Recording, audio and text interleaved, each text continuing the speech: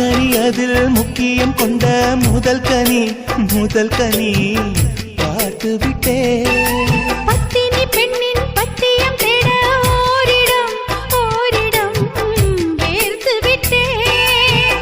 பூர்வ ஜன்ம ஓர் பந்தம் நீ வந்தது என்றும் இனி நீங்காது நாம் சேர்ந்தது.